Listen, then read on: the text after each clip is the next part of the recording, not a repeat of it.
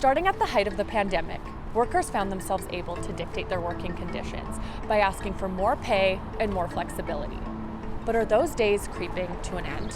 We're not seeing these intense raises that we saw during the pandemic. A number of bosses say retention is now up. Some will leave their jobs thinking that the grass is greener, and sometimes grass is grass. Beginning in 2021, workers in the U.S. started leaving their jobs in droves.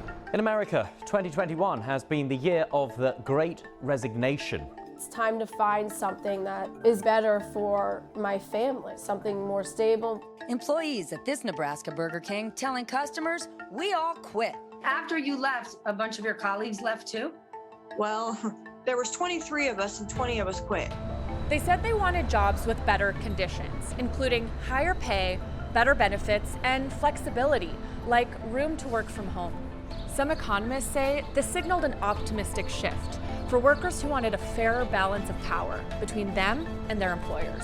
Some people retired early, and we're still seeing signs of that now in the labor market statistics. So people that could retire and were burnt out working in either healthcare or education, a lot of them did. Some of them have come back. It was a trend we heard about here in Canada too, probably because it went viral on social media and made major international headlines. You're not outright quitting your job, but you're quitting the idea of going above and beyond. This is the TikTok video that sparked the conversation about quiet quitting. You're still performing your duties, but you're no longer subscribing to the hustle culture mentality that work has to be your life. Since COVID, the pandemic, working from home, I realized that I didn't like working 80 hours a week, sacrificing my mental health, emotional health, and physical health in the hope of getting a 5% pay raise at the end of the year. Economists are divided on whether Canada and even the US saw a mass exodus of workers. Some say a great reshuffling definitely happened, while others are cautious to use sweeping labels like the Great Resignation, even if it sounds catchy. That's largely because many workers didn't leave the workforce altogether. They just switched jobs. We've got fewer people entering the labor market and taking on better jobs then we have people leaving the labor market because of aging. And that's a demographic story that's unfolding all over the global north. Today, we do know that a significant number of Canadian workers chose to change their jobs and move to industries that offered them a better deal. According to a survey published by ADP Canada, roughly a quarter of Canadian workers had switched jobs leading up to mid-2022. Most said they wanted higher pay.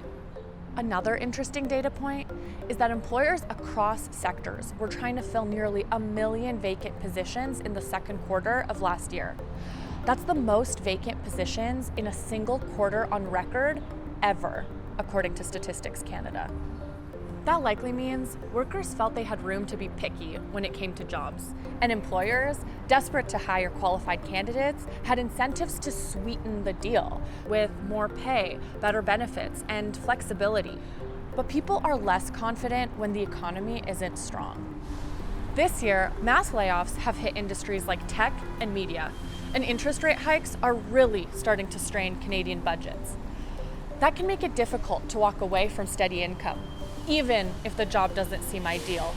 We don't know whether we're going to see a rise in unemployment, but what we have seen thus far has been very subdued. The people that have been hardest hit have been young people and recent immigrants that have lost their jobs. That's always the group that gets hit first. Are we at the end of a great reshuffling? And are workers losing the little bit of power they seemed to gain 2 years ago? Workers versus bosses. Who's got the power these days?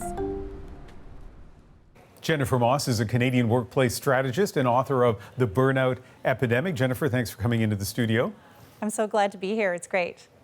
When we talk about workforces, it's obviously diverse, banking, tech, retail, farming, construction, rural. What sort of broad strokes have we seen in Canada? It's been really interesting because I really believe that the length of the pandemic, the enduring part of it, the fact that we were facing our mortality, this collective experience, what it did is it just touched every part of the workforce. There was no sector kind of untouched by this experience. We changed patterns and habits. Everything was so rapid, and that sort of evolved across the entire workforce. Every sector was going through these high levels of burnout, massive shifts in the hours that people were working. We're working 30% more each day to hit those same pre-COVID goals. That led to kind of everyone having this experience of challenge in the last couple of years. And from what I've heard, there were people who felt empowered, or maybe just felt that they needed to ask for some things like fewer hours, or maybe just leaving their job and going to a different job. But as the economy cools, as we hear about fears of recession, do you think workers have less freedom now, less power when it comes to demanding more things?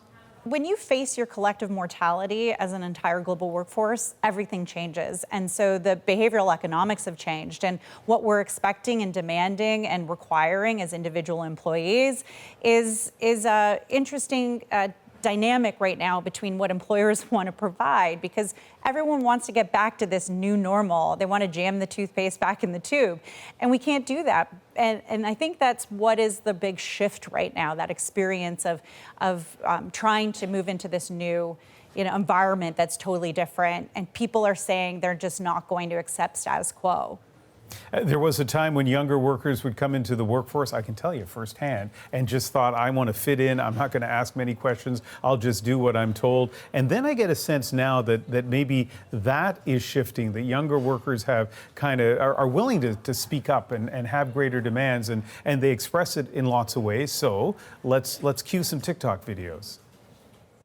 This is your sign to keep rage applying to jobs. Hey, I'm gonna need you to come back early from your break. It's crazy. I'm actually applying to jobs right now. I'm super busy. What? Why? Because I'm miserable. Mainly because of you. You're the worst. What, you're interviewing elsewhere? Oh, hold on, sorry, I've got to take this. Hello? Yeah, I can speak. Yes, I'm just looking to get out of my current job. It's just a bit of a toxic environment here. Okay, so cool videos, but does that reflect at all what's happening in the workplace?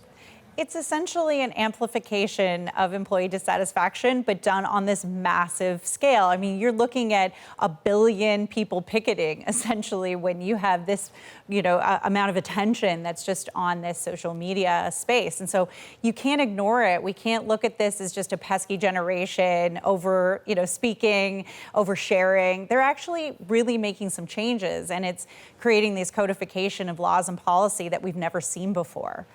Okay, so you do work with some big companies. Are they changing their expectations of workers?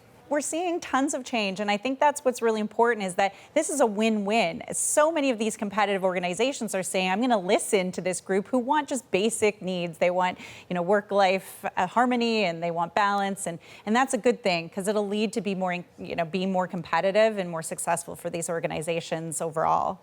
All right, Jennifer Moss, thank you so much for speaking with us. Thank you.